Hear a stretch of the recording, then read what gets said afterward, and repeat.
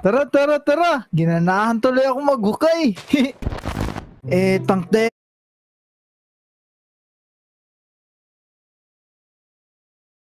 Mick, marami na tayong nakuhang kahoy dyan. Oo, nandito lahat sa chest.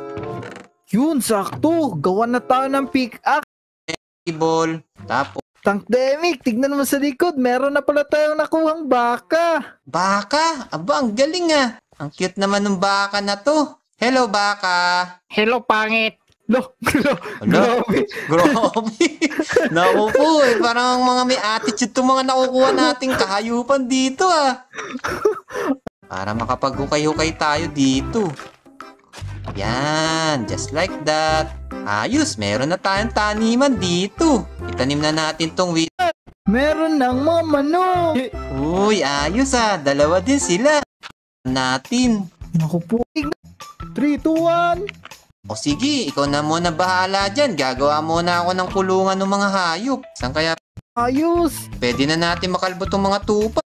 O sige, sige. Gagawa na ako ng gunting. Ayos. Tama-tama. Naku po, hindi pwede yan. Hindi tayo makakatulog. Oh, man. Oh no, Tankdemic, may zombie.